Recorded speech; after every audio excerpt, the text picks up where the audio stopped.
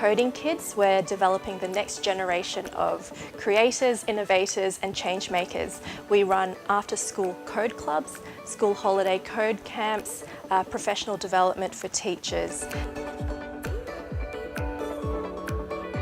What I love about what I do is that kids come up with the most amazing, funny, interesting projects, and you can see how engaged they are, and now they've built this thing that's really real to them and they can show their peers, their teachers, their family. I feel so good inside because they're really proud of the projects and the problems they're solving and their contribution to the community. So yeah, I really love that experience.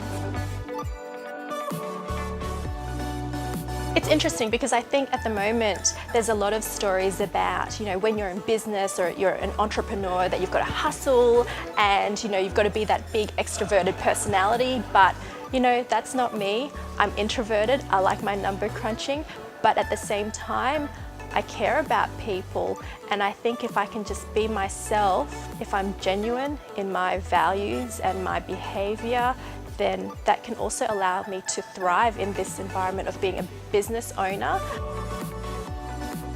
When we teach children about design thinking, I talk to them about, let's build a prototype first, make sure it works, and then we can always add features. That's the beauty of design thinking, that you start with a small, viable solution and work your way towards your grand vision.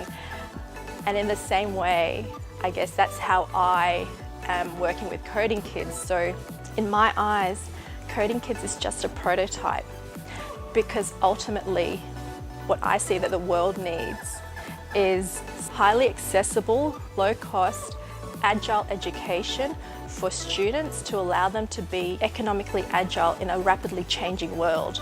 There's a solution out there that we're trying to work towards.